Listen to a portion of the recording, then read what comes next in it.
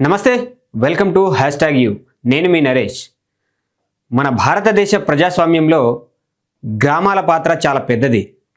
అయితే తెలంగాణకు సంబంధించి గ్రామ పంచాయతీల ఎన్నికలకు సంబంధించి ఏదైతే సందడి జరుగుతూ ఉంది గ్రామ పంచాయతీలలో, సో దీనికి సంబంధించి రేవంత్ రెడ్డి గారి సారథ్యంలో ఈ గ్రామ పంచాయతీ ఎన్నికల్లో కాంగ్రెస్ పార్టీని ఏదైతే ఉందో దానికి సంబంధించి కాంగ్రెస్ పార్టీ సర్పంచ్లను గెలిపించే దిశగా, అలాగే వాళ్ళ గ్రామ అభివృద్ధిలకు సంబంధించి గతంలో బీఆర్ఎస్ గవర్నమెంట్ ఉన్నప్పుడు ఏదైతే ఎన్ని గ్రామాలు ఉన్నాయో తెలంగాణలో అన్ని గ్రామాలకు ఏదైతే దానికి సంబంధించి డబ్బులు కేటాయించినా కూడా ఆ గ్రామాలు ఇంకా అభివృద్ధి కాలేదు. ఎందుకనంటే మధ్యలో కాంట్రాక్టులు తినేసేవారు, లేదంటే రకరకాలుగా అభివృద్ధికి సంబంధించి ఏవైతే కేటాయించిన ఏవైతే ఆర్థిక ప్రణాళికకు సంబంధించిన డబ్బులు కేటాయించిన ఏవైతే ఉన్నాయో అవి మధ్యవర్తికి మాత్రమే చెందేవి. పూర్తి గ్రామాలు అభివృద్ధి కాలేదు. గత 10 ఏళ్లుగా బీఆర్ఎస్ పరిపాలించింది. కానీ ఆ బీఆర్ఎస్ పరిపాలించిన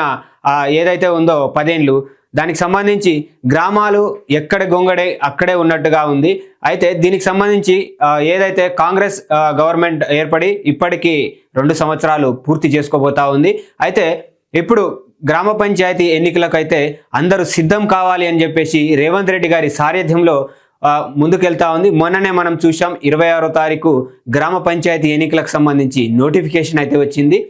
ఆ నోటిఫికేషన్కి ఎవరైతే కాంగ్రెస్కి సంబంధించిన గ్రామ పంచాయతీలో పోటీ చేస్తూ ఉన్నారో వాళ్ళందరినీ మెజారిటీతోటి గెలిపించడమా, లేదా వాళ్ళని ఏకగ్రీవం చేసుకొని వాళ్ళ గ్రామాలను అభివృద్ధి చేసుకోవడం అనేది పిలుపునైతే రేవంత్ రెడ్డి గారు ఇస్తూ ఉన్నారు. సో దానికి సంబంధించి మనం గ్రామాలు గతంలో ఎలా ఉన్నాయి, ఇప్పుడు ఏమేం చేయబోతున్నారనే విషయాన్ని ఇప్పుడు మనం తెలుసుకునే ప్రయత్నం చేద్దాం. మన దేశ ప్రజాస్వామ్య వ్యవస్థలో ఏదైతే గ్రామంది చాలా పెద్దపీట అయితే ఉంది. దానికి సంబంధించి ఆ గ్రామాలకు పెద్ద పాత్ర ఏదైతే గ్రామాలకు ఉంటుంది దేశ ఆర్థిక వ్యవస్థకు సంబంధించి. ఇది కేవలం పరిపాలనా విభాగాలకు మాత్రమే కాదు, ప్రజల ఆకాంక్షలు అలాగే వాళ్ళ అవసరాలకు అద్దం పట్టేలా ప్రజాస్వామ్యాన్ని పునాదులు వేసే దిశగా ముందుకెళ్లాలని త్వరలోనే, అంటే ఇప్పుడు ఆల్రెడీ తెలంగాణ గ్రామ పంచాయతీ ఎన్నికల సమరం అయితే మొదలు కాబోతా ఉన్నాయి. అయితే గ్రామాల్లో ఎన్నికల సందడి మొదలైన సందర్భంగా ఈ కార్యక్రమంలో అధికార పార్టీ శ్రేణులు ఓటర్లను ఏ విధంగా ఆకట్టుకుందామనే విషయంలో వాళ్ళైతే పడడం జరిగింది. గత బీఆర్ఎస్ ప్రభుత్వంలో గ్రామ పంచాయతీల తీరు పట్ల మనం చాలా మాట్లాడుకోవడం అయితే జరిగింది.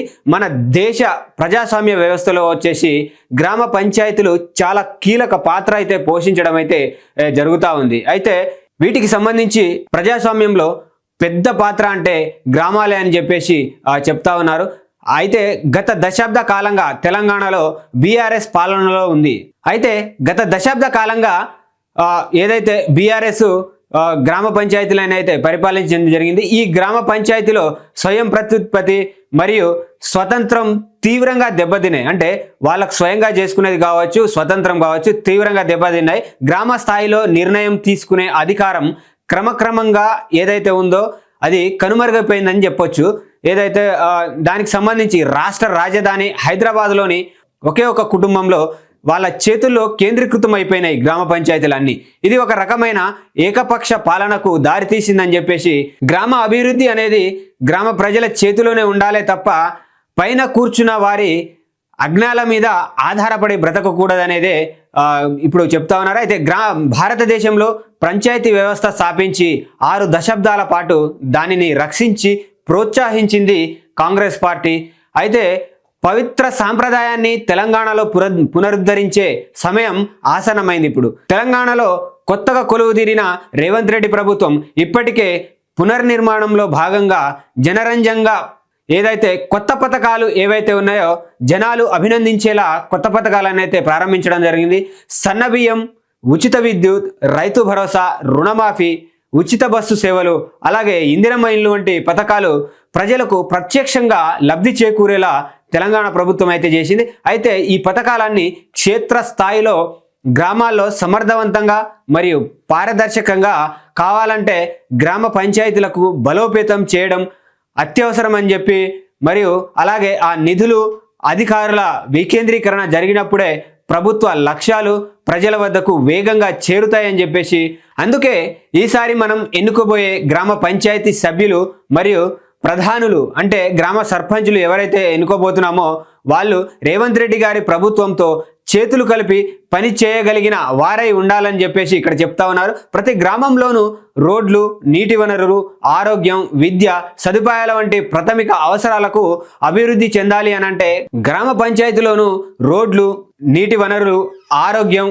విద్య సదుపాయాల వంటి ప్రాథమిక అవసరాలను అభివృద్ధి చెందాలి అని అంటే గ్రామ పంచాయతీ మరింత అధికారాలు, నిధులు దక్కేలా చేయడం మరియు గ్రామస్తులు తమ స్వంత అవసరాలకు అనుగుణంగా నిర్ణయాలు తీసుకునే స్వేచ్ఛను తిరిగి సాధించడం తప్పనిసరి అని చెప్తా ఉన్నారు. అయితే కాబట్టి ఈ గ్రామ పంచాయతీ ఎన్నికలు కేవలం స్థానిక పదవుల కోసమే జరిగే పోరాటం మాత్రమే కాదు, ఇవి మన గ్రామాల యొక్క స్వయం ప్రత్యుత్పత్తికి, స్వతంత్రానికి మరియు సంపన్నమైన భవితవ్యానికి పునాది వేసే చారిత్రక సందర్భమని రేవంత్ రెడ్డి గారి నాయకత్వంలో కాంగ్రెస్ ప్రభుత్వం మన గ్రామాలను బలోపేతం చేయడానికి, ఆర్థికంగా స్థిరంగా మార్చడానికి సంకల్పంతో ఉందని చెప్పేసి ఈ సందర్భంగా మనం కేవలం వ్యక్తుల ముఖాలు చూసి కాకుండా మన గ్రామ భవిష్యత్తు అలాగే మన పిల్లల సుభిక్షత అనే లక్ష్యాన్ని చూసి మనం ఓటు వేయాలని చెప్పేసి చెప్తా ఉన్నారు. మనం కేవలం వ్యక్తుల ముఖాలు చూసి కాకుండా మన గ్రామాల భవితవ్యం, మన పిల్లల సుభిక్షత అనే లక్ష్యాన్ని రేవంత్ రెడ్డి గారితో కలిసి నడిచి మన గ్రామాలను సంపన్నమైన స్వయం నిర్ణయ అధికారం కలిగిన గ్రామాలుగా తీర్చిదిద్దడానికి ఒక్కటిగా నడుద్దామని చెప్పేసి చెప్తా ఉన్నారు. అయితే మన ఓటుతో గ్రామ స్వరాజ్యాన్ని తిరిగి సాధిద్దామంటూ నినాదాలు అయితే ప్రజలు చేస్తూ ఉన్నారు. అయితే మనం ఇక్కడ చూసుకున్నట్లయితే తెలంగాణలోని ఏదైతే గ్రామ పంచాయతీ ఎన్నికలకు సంబంధించి ఇప్పటికే మొదటి ఫేజ్ అయిపోయింది, రెండవ ఫేజ్ కూడా నడుస్తూ ఉంది. అయితే 3 దశలుగా గ్రామ పంచాయతీ ఎన్నికలు అయితే నడుస్తూ ఉన్నాయి.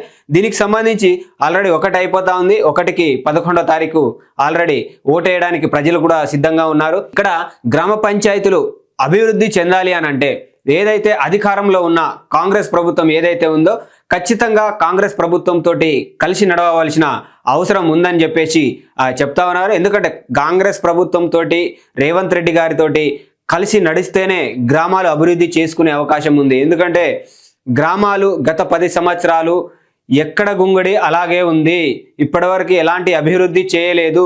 బీఆర్ఎస్ ప్రభుత్వం 10 ఏళ్ళు పరిపాలించినా కూడా గ్రామాల పరిస్థితి ఎలాంటి మారలేదు.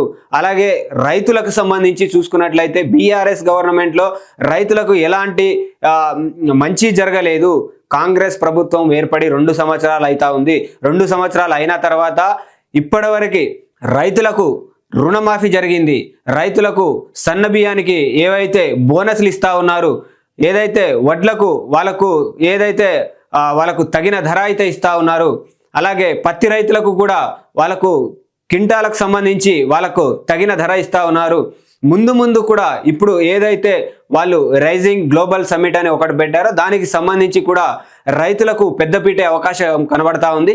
ఖచ్చితంగా రైతులకు పెద్దపీట వేయడానికి మాత్రమే రేవంత్ రెడ్డి గారి ప్రభుత్వం ముందుకెళ్తా ఉంది అని చెప్పవచ్చు మనం ఇక్కడ.